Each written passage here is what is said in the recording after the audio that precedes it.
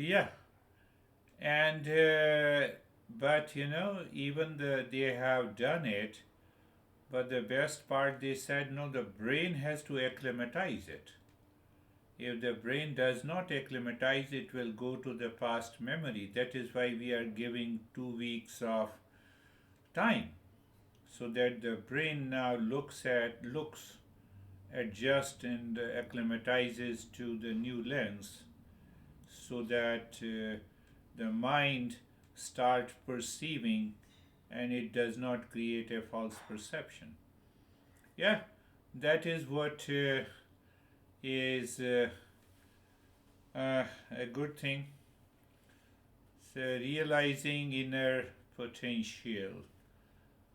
In the last session, we took up the negative impact of the past impressions on the current perception and importance of self-discipline, and lot of contemplation is required.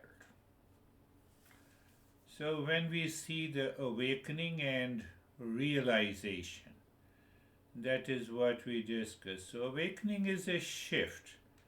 It is the beginning of a new awareness. I perceive the same object but with a new awareness, new level of knowledge, new level of understanding.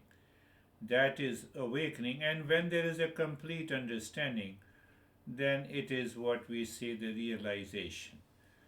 And you can also say awakening is like a morning, early morning, and realization is a full daylight. It is like, that is how we explain this journey. How this awakening takes place, we have been dealing with this question. So, that question you can answer that I look at any object. So, when I look at any object, there is a perception which I have never checked before. Oh no, I see you, that's okay. But what do you see me? Uh, do you see me or do you see my body? You see, now there is a rise in awareness. Now I see your body. So why did you say that you see me? You see my body, you don't see me. Now, the mind goes inside. Mind goes inside, it says, yes, when I say I see you is a wrong perception. I see your body because of the name and the form, I recognize you, that you are so and so. Oh, so do you know me? No, I don't know you. I know only name and the form. So, what happens by this contemplation and reflection? We rise in awareness. What is that rise in awareness? Our understanding undergoes a change. So, how that understanding goes a change? Since our birth, we have been taking for granted that I am the body and the mind. So, if you are not the body and the mind, hence I am also not the body and the mind. So the mind starts changing itself. So we have to introduce certain principles in order to separate. One principle is discernment. Discernment, what it does intrinsic and incidental. What is incidental? Which is constantly changing. What is intrinsic? That never changes. That never changes. So consciousness behind my eyes did not change. So it means my perception also depends on my eyes and also on the consciousness. So can I get rid of the perception that I receive from my sense organs, from my mind, from my memory, which is constantly changing? and which is what are the contents which is constantly changing: my pain, my loss, my dissatisfaction, my pleasure, my false perception. Oh, they are incidental, they are keep on changing. But there is one thing that never changes. When the mind sticks to that awareness, when I see you, I want to see what does not change. I'm always aware of what is changing. I need not to worry about it. But when I live into that awareness, that is one way we can say that is what awakening is. But to live into that state 24 by 7, and especially in a waking state, we have to follow the 40 steps. I'm trying to make you clear.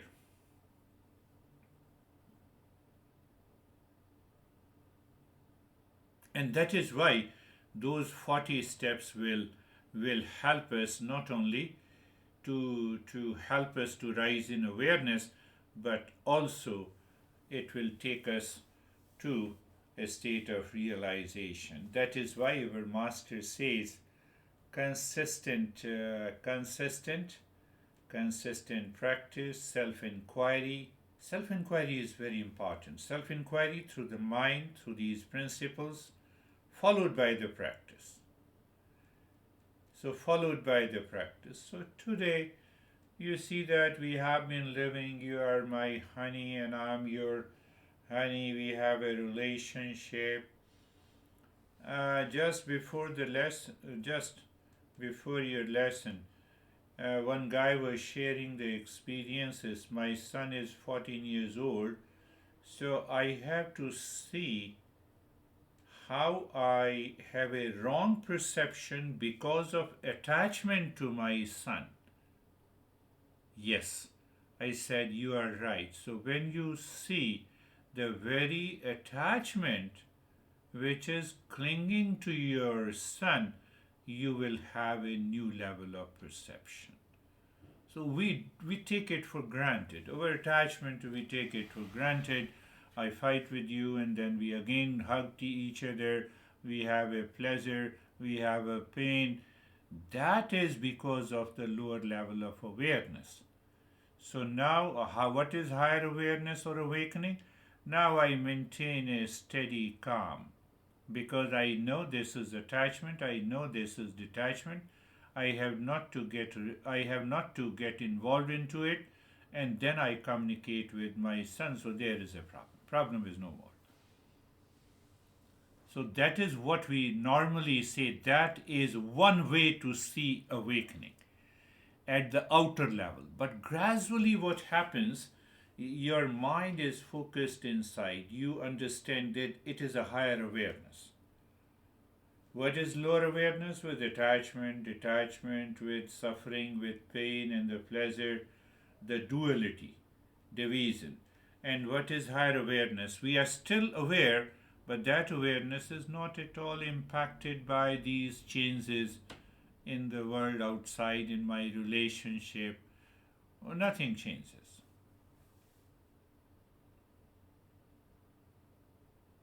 So that gives you an answer that why we seek an awakening and realization. So what happens? When I seek an awakening and realization, if I answer why, so there comes a meaning and purpose to the life.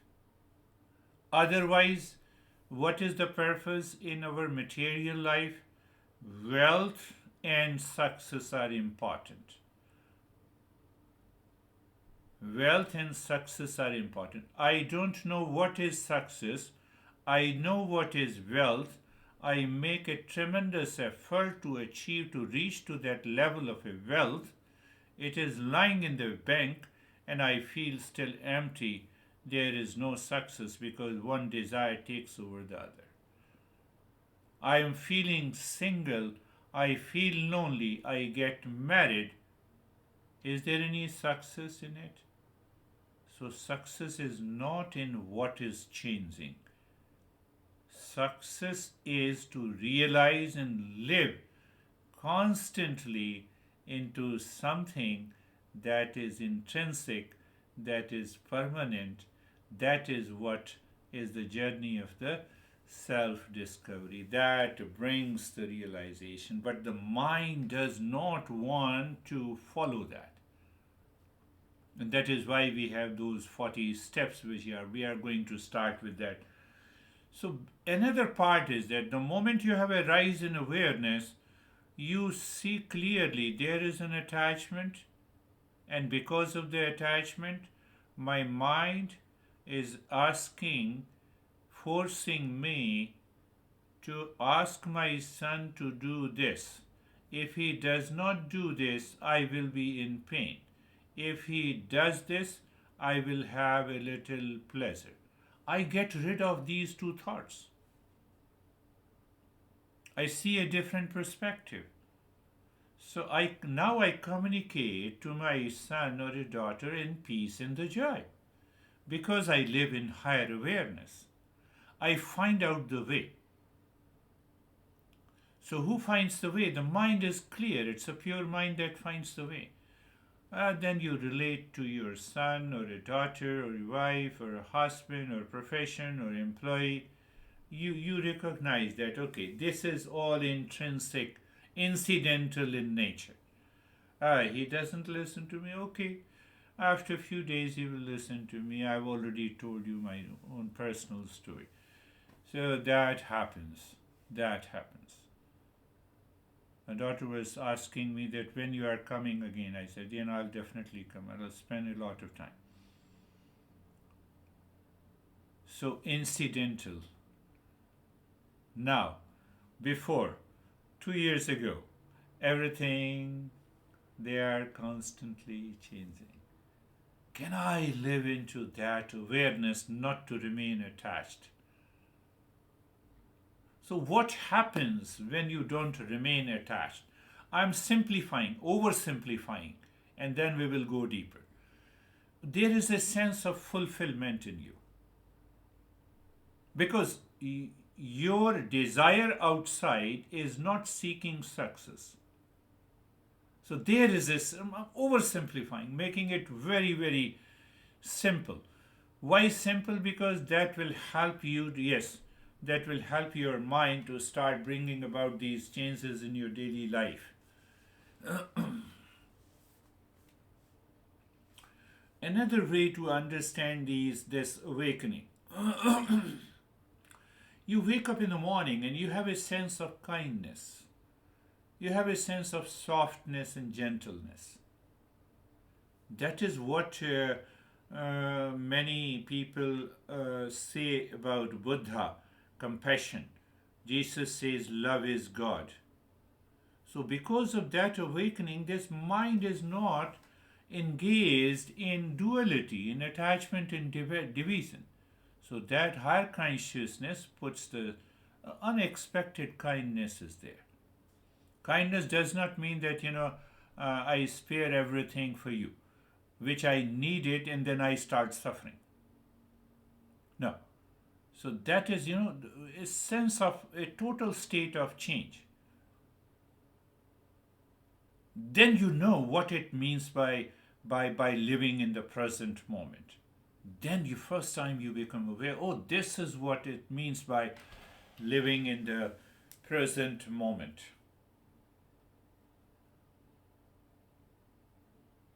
Then what happens? Then you are working throughout the day, and you remember in the past that there was a frustration in my workplace or whatever working. So you recognize in this particular event, mind is frustrated, but that particular event does not contain the frustration. It is my misperception. It is my wrong perception. I say that I have a very deep problem. The problem? Where is in the mind? Problem is there because of ignorance. and we say so again, these 40 steps helps us to remove these misperceptions, misconceptions. That is what happens in the journey of awakening. Now, see, there is another issue that also takes place, oversimplification. Mm, But aim in the life, it's still for the mind. yes, aim has to, because now we have changed the very aim in the mind. The mind by default says aim in my mind is to have a career and the job and the wealth and the money and the pleasures, and that will contribute to my peace, success, health. But now you start recognizing they are outside. It has nothing to do with my intrinsic peace and happiness. So you are already awakened to that clarity. That is one aspect. You touched upon the right thing. Then I see that what the world has given to me. Now you see what happens in that field of awakening. What the world has awakening me. Without space, without these five elements, I cannot exist. Do they pose any condition? No. Unconditional, they offer me unconditional life, unconditional body, mind, intellect, and the ego. Unconditional? Yes, all the time. So, because I become more and more aware what the world offers me, my mind, instead of getting attached or demanding, I have an attitude of gratitude. And that attitude, if you continue to live in that state of the gratitude, you feel that transformation is taking place. Now you look your parents who are present or not present. You look at your parents as that I have to be grateful to my parents because they gave me the birth and they helped me to continue to live, grow when I was totally unconscious. I had no chance of living by myself. So, in spite of what they have done in terms of their attitude and behavior is belonging to their past karma. It has nothing to do with me. So, now another level of gratitude comes. Another level of gratitude comes. Then I see that, we have the oldest university in India, which is known as the Nalanda and Takshila University in Bihar. And the library of that university contained about more than a millions of manuscript in the books. The Muslim invaders came, they burned that university, and many masters wrote that even Hyun Sang, who is the Chinese traveler who visited India, they said that Nalanda University library kept on burning for at least more than a month. There was so much of books. So now why I said so that knowledge has been transferred to us. How that knowledge is understood and compiled by those great masters, which is still available in the form of the Gita, in the form of Dhammapad, in the form of many of these texts. To write a book and to get a book published, it takes a hell of the job. And they have written that manuscript, they have checked it, they have passed on that transmission. Should I not be grateful to them? So when I think, we have to think in this way. You have to first think not to get something from others, but I have to think that in what way you have given to me. You have given to me. Besides the wealth, you are giving me an opportunity to express that knowledge so that this knowledge will continue. And hence, I'm grateful to you. This changes the perspective of the mind. Instead, I say, no, I'm taking care of you, my daughter. No. It is helping me to evolve that how to build a relationship which I could not build when I was born with my parents. So I have to relive my life. Thank you, daughter. Thank you, my son. So I build that sense of a gratitude. So why I'm saying so? It changes your perception. It changes your perspective towards life, and then gradually your mind says, then what exactly is the goal of life? Goal of life is self-fulfillment. It is the self-discovery. It is realizing your inner potential and continue to live. But something miracle takes place, the magic takes place. When you start living into that state, you experience that there is a moment of permanent stillness inside you that never changes.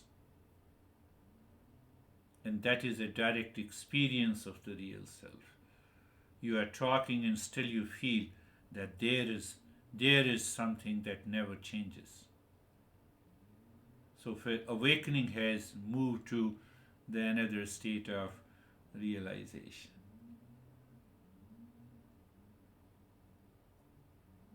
That is why I told you the Chinese master received a friend, and that master, I don't forget his name. So he was living in the mountains, and he told the friend that I always go for a morning walk and evening walk, and you have to keep it silence while walking. So they were walking, and his friend said, "What a beautiful mountain." He spoke only one word, and the master said, "You speak a lot." But I know I spoke only one thing. I said, "I also see the mountain is very good. What is the fun of saying?"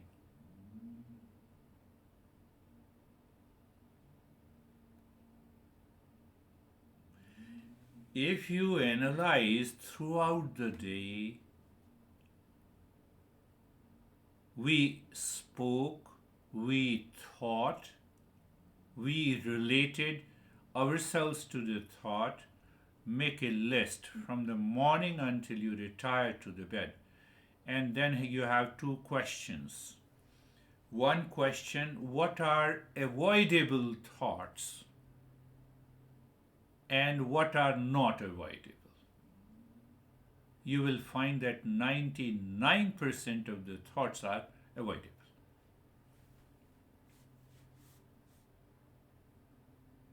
That is also a part of awakening. You recognize it.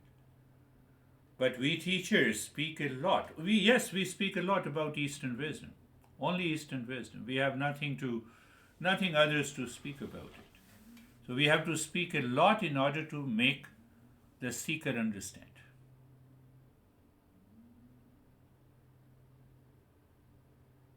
You'll be surprised that 99.9% of the thoughts during the day are 100% avoidable. And still we say it. But why we say it? Because of the perception. What is that perception? Because that perception is entangled into the false I. And that is why we have to speak a lot. So all those changes takes place in the journey of realizing our inner potential And But you are speaking a lot, but still stay in the space. yeah, you are still into that space deeper inside. That is the intrinsic nature. You experience that calmness in that stillness within. And that is where every master wants us to reach there. So you experience a consistent, constant, permanent state of the stillness, unchanging, and that unchanging is recognized and realized as truth, as happiness, as love, as wisdom, or you can say, or as pure awareness. It never changes.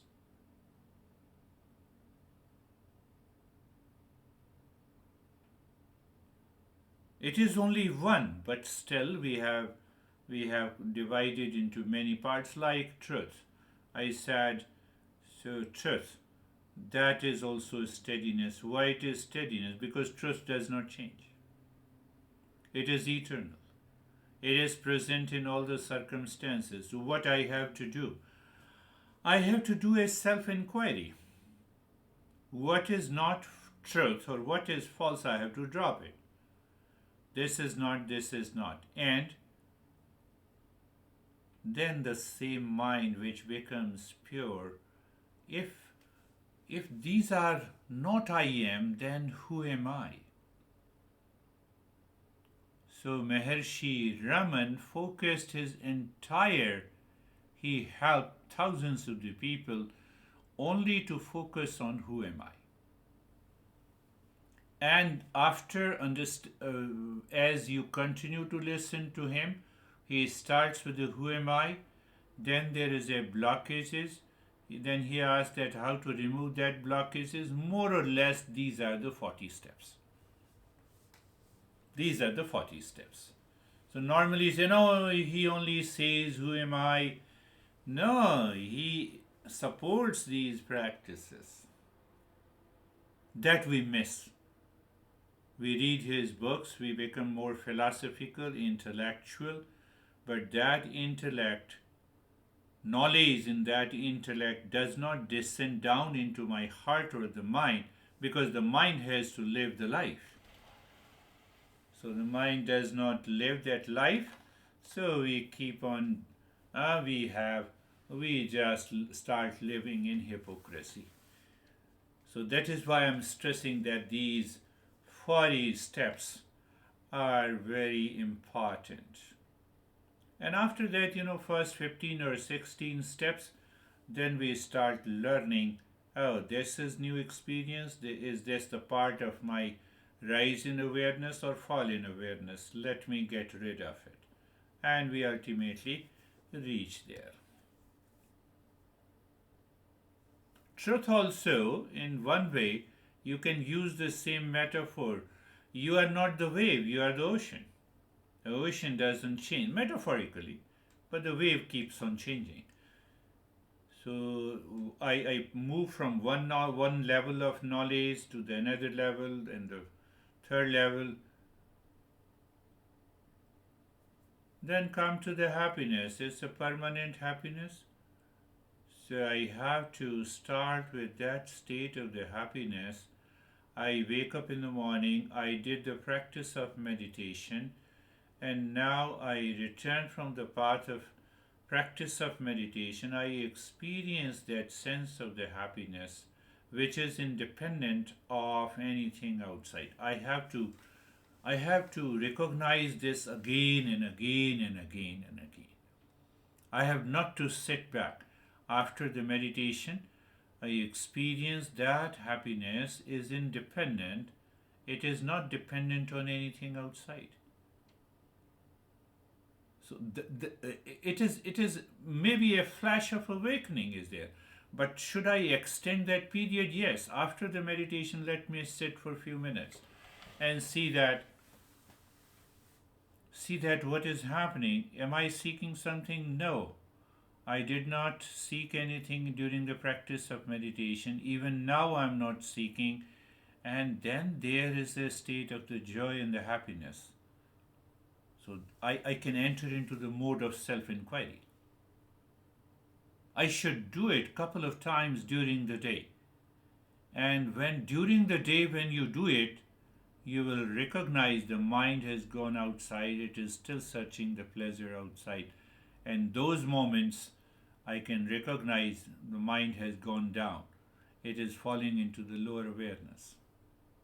And same thing with our love. When we say unconditional love and the conditional love, we already know the conditional love. I like you, therefore I love you. I dislike you, therefore I hate you. Therefore I don't love you. Or say it in the other way. But is there a pure emotion? Answer is yes, there is a pure emotion means that it is not meant for likes and dislikes. It is not meant for pain and the pleasure. It is not meant for presence or absence. It is there. It fills your whole body and the mind with that clarity. So pure emotion or unconditional love. So you can use the different words. Unconditional love, pure emotion.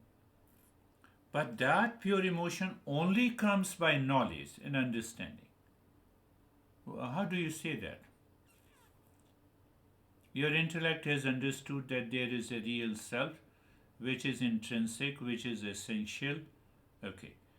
Now, mind emotionally approaches this knowledge. It becomes an unconditional love. And there what happens, this knowledge and the pure emotion or unconditional love becomes one. So it means wisdom and unconditional love, they merge together. No, they are already one. But it is the process of realizing that. Our topic is realizing inner potential. So we recognize, oh, it is the same thing. It is the same thing. Buddha's path is the path of analysis. But then he talks of compassion, loving kindness. But still, Buddha says, no, you have to inquire. The world is suffering. So, the way we understand knowledge and emotion as two separate entities, they do not remain as separate entities in the journey. But how to get it? Again, I am talking the 40 steps. Because if I want to know now, it is not possible. But as I progress, as I understand, and then I can reach to that state. One master says, very famous verse, Prem gali ati sakari jame do na samay. So when you are filled with that unconditional love, the false I dissolves. Because the false I and the real I cannot maintain its existence in unconditional love. And that is what the pure awareness is, and that is what the pure consciousness is, or that is what the real self is. So we are talking of the same thing, but why we are explaining differently? So that we can understand, so that we are inspired and motivated to follow each and every step carefully to reach to that state. And then we say awareness or pure consciousness. Pure consciousness or consciousness we are using, we already know, we have already discussed in different ways that eyes cannot see. Physical eyes cannot see. It is the faculty of my eyes. That faculty of the eyes is the consciousness given to the faculty by the mind. So it means that it is not conscious of itself, yes. So it is conscious of itself because of the mind. But the mind is not conscious of itself, it is conscious because of the consciousness borrowed. Oh, so ultimately we reach to the pure consciousness. So what obstructs? Mind obstructs its past impression. My level of perception obstructs. My level of perception obstructs, and that is why we use the word pure consciousness, as it is unconditioned by anything that is present everywhere.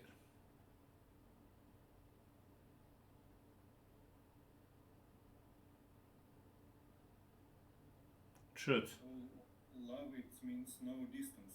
No, yeah. Yes. Love means no distance, and love means there is no I in you. No distance, no I in you. No I in you. I in you is created by the mind, by the false I. I am here, I'm referring to the body. You are there, I'm referring to the body. But problem is that I'm not the body, you are not the body.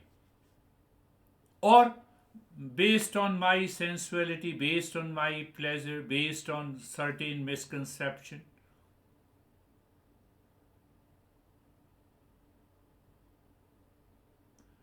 So that real self isn't just a factual, it is the underlying reality of existence. It is the unchangeable, intrinsic, real nature.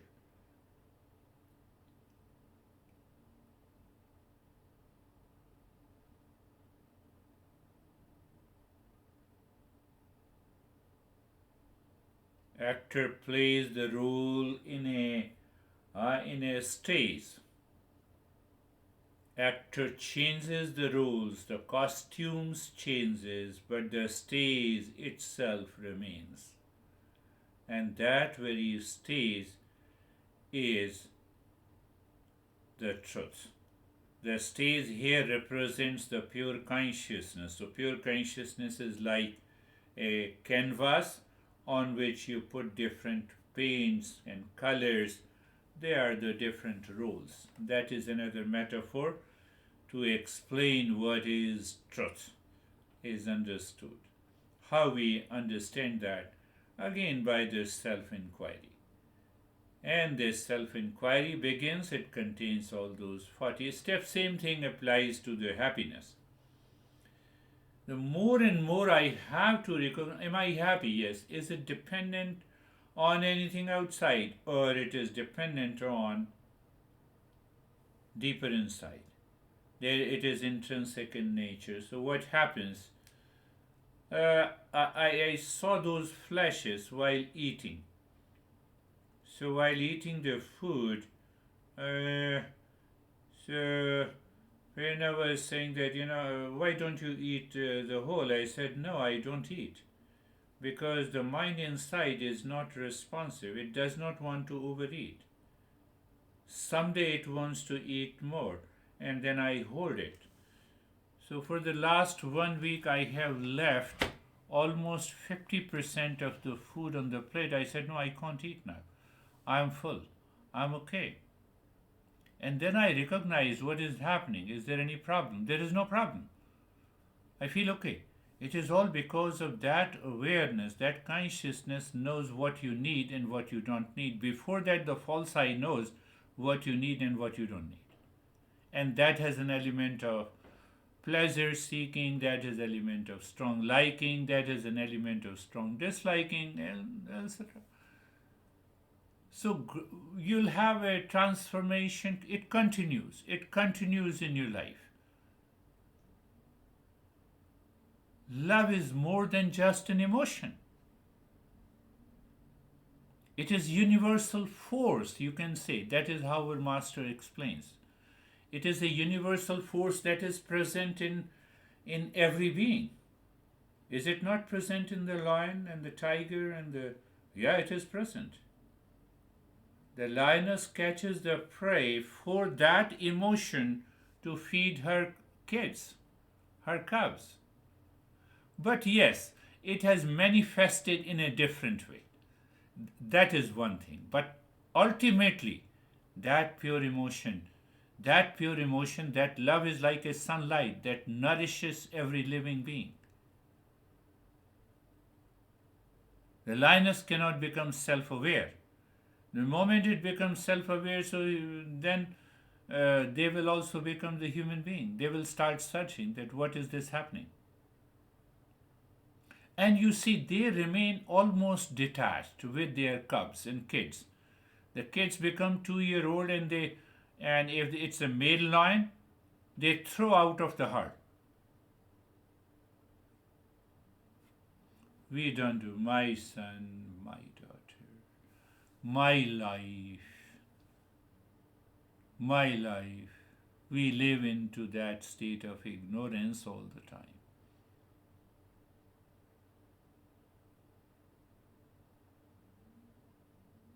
But emotions, it's part of the mind, so it's Yes, distinct. yes.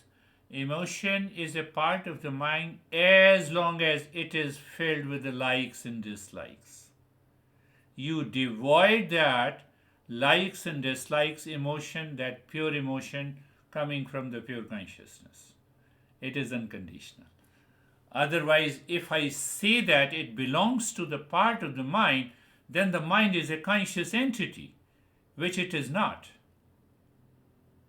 That is what happens in 40 steps. You pick up each and every step.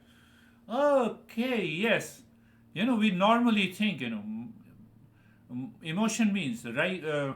Emotions means emotion of like, emotion of pleasure, likes and dislikes. That belongs to the mind. Yes, answer is yes. But what is the origin of that? Consciousness. It has to be a conscious entity. Mind is not a conscious entity. Oh. So, what I need to do a self inquiry. What is that self inquiry? Facts are objective pieces of information. These are the facts. When you say mind, uh, emotion is a part of the mind, no doubt. It is an objective pieces of information. But there is something underlying reality that gives meaning to that emotion. What gives meaning to this thought and emotion? I say, I love you. What is that which gives this thought and emotion? I like you, I dislike you. I hate you, I ignore you. I accept you. Oh, but from where these thoughts are coming? Ah, these are coming from ignorance, from attachment and detachment. Okay, so get rid of this attachment. Does the emotion live there? Yes, emotion is still there. Does that emotion reflected into the mind? Or the mind has actually this pure emotion? And then we come to a conclusion that mind is not a conscious entity. So I cannot say that I like you. Consciousness behind that statement contains that emotion. And what is that emotion which is independent? And that is what? Unconditional love. Sky is blue. It is a fact observed by the mind. But the truth is underlying interconnectedness of the things, including the sky and your perception. So when you start examining your perception, blueness in the sky, you recognize this blueness actually does not exist. It's not correct sentence. Correct sentence is sky looks blue. Yes, sky looks blue. You are not. Uh, why don't you understand you are my wife? That is a wrong statement. Do you see that? So, yes, yes, yes, you are 100% right. That is how we do it.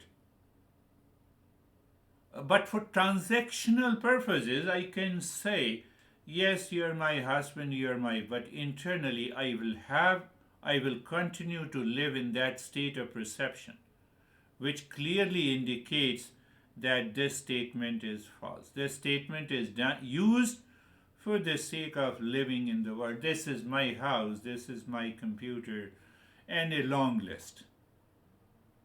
Yes, you are getting into it. You rightly said the sky is blue is a wrong statement. My husband is the wrong statement. My wife is the wrong statement. But that is a transactional purpose. Yes, yes, yes, we should use it. We should use it, but we maintain that awareness. Can I experience happiness even if my life is difficult? Now we are raising another question. Can I experience the happiness even my life is difficult? Now I'm seeing this. I'm saying you the life is a series of events. One event is difficult, other event is simple and easy. And that happiness is different from the series of events. The answer comes yes. But if I don't understand and don't do the inquiry, I say, no, what the heck, my life is so difficult. Wrong statement. Usually by default, the mind serves the ego. Mind serves the ego. So can I become aware of that entity which is ego, and as such the ego does not exist. It exists only in the thoughts and feelings of separatedness, of limitedness, of likes and dislikes. That is why our master says we have to get rid of these likes and dislikes to destroy that false I, to recognize, and that will lead us to awakening. Yes, yes, we are getting it. So, and we are trying that mind service not ego but real self. But yes, real self. I was talking yesterday that he asked me that it means that I should stop desiring everything. I said no. Every day you wake up in the morning and ask your mind to desire real self. Desire peace and happiness within. Desire, dream that the real self is in front of you. Do you believe in God? I asked him. He said yes. Oh, desire that God is coming to you today to find that real self. Why you stop desiring? Desire.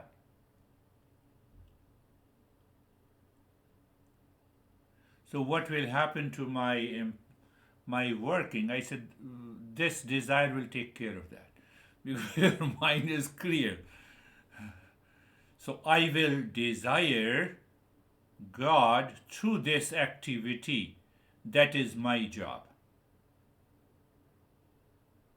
You have separated. You have already started separating your false I, that you are the doer and the enjoyer.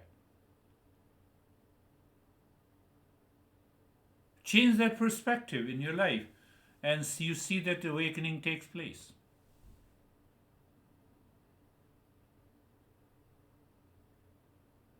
And he was also alone, so he kept sitting and he said, this is something very interesting. I said to him, it is not only interesting, it will ease the burden of your problem, pain, duality, conflict, because they always come in relationship to the world outside. He's very wise, very intelligent. He says, yes, I can see that. It is so easy. I said, try this. If it is so easy. And I told him it is very simple and easy if I continue to live into the state throughout the day. If I don't live, then we recognize the problems. We recognize the challenges which mind believes are challenges in the problems. But fact, they are not the problem. But as long as the mind claims they are the problems, we have to get rid of it. And for that, we need these steps. Study the Eastern wisdom to study yourself. You have studied. Now is the time to apply that wisdom in your daily life. And once you apply the wisdom in daily life, the false I should not be strengthened so that it creates a doer and the enjoyer. So you recognize that everything is being done by the existence. You cannot be the doer and the enjoyer. How can I be the doer if I say I'm the speaker? Larynx, body, air, all the five elements, the gunas, they are working through this body and the mind and through the intellect. The four instruments, they are expressing the same consciousness as a knowledge on a particular topic. I have to do nothing. To recognize and to realize that, we have to follow this step and the fourth step. Then, because once the first three steps are very clear, but the clarity does not come to the mind. As long as I feel results of, or I am rich because of myself, answer is big no. So because if you think that I am rich because of myself, like Elon Musk, wait for some time. So he built his strong ego. He is throwing the entire system into, according to him, into a right thing. Let him do it. Let us see what happens. Let us wait for a few months.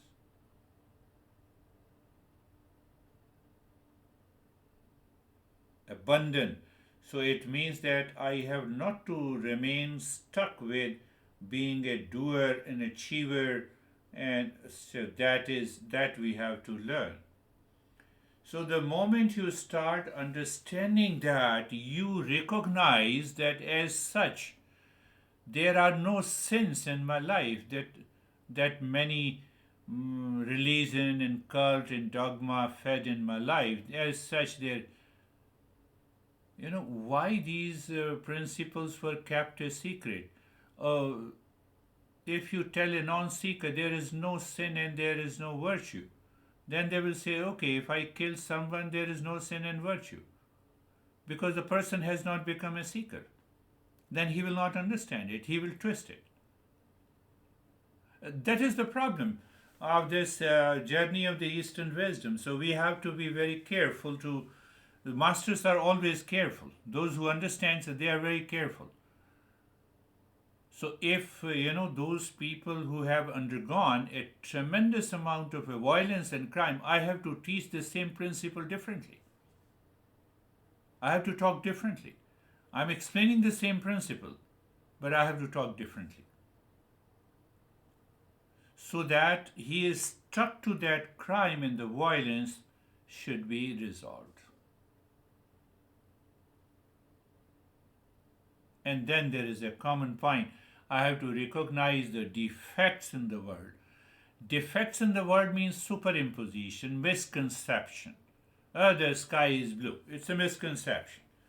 So I have to recognize the defects in the world outside. The more and more I know and recognize the defects, my mind does not attract those statements and those feelings and emotions. Oh, my honey said this. This is too much. I'm feeding him or her. And how dare she used to say, get this thought away. She has a right to say why. That is how you evolve. How you evolve, because just have an endurance. Let her say a couple of times, and after that, she has to recognize what she is saying is wrong. So create a conducive situation. Create a conducive situation in your relationship, in your any relationship outside. And then I just, the seventh step is desire for the real self. Once you follow the 6 steps, then that comes, which I told him, should I stop all the desires? No. Keep on desiring. I desire the real self. Or if you believe in God, I desire Shiva. Let the Shiva come in front of me. I'm sleeping, and when I wake up in the morning, the Shiva, I should face the Shiva. I should feel the presence of the Shiva.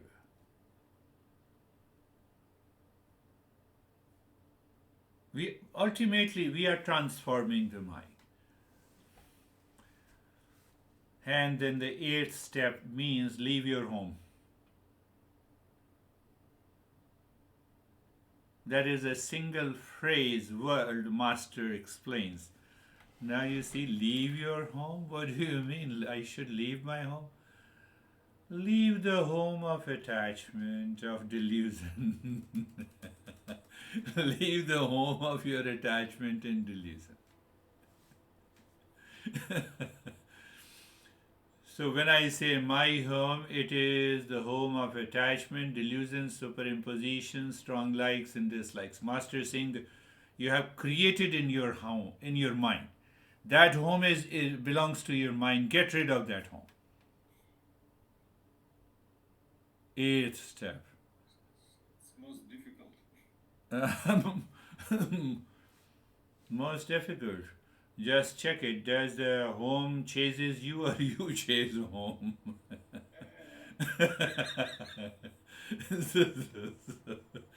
Does the bank account chases you or you chase the bank account? So now intellectually I understand it, and then I say no. It is so easy. So what is difficult? I have to make it easy by learning these principles. It doesn't mean that you leave physically. So people have misunderstood that, oh, this is I have to leave it, so better to continue our journey in stress and suffering, and there is no chance of awakening and realization. No, that is not the case. The case is totally different. So when we go into the 8th here, 9th, now you see, we will discuss, but you also think about it. The 9th step is that you find the teacher who can help you to get rid of this home. That is the 9th step.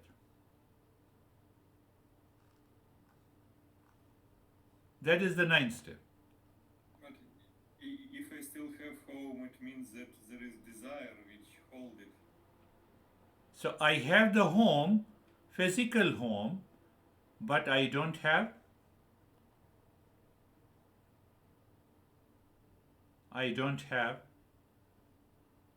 the attachment. The home is for the home's sake. The wealth is for the wealth's sake. Do you see that? But to reach to that level of awareness demands lot of practice, lot of understanding, that is what we are going to do gradually. You see that. So when you say it is damn difficult,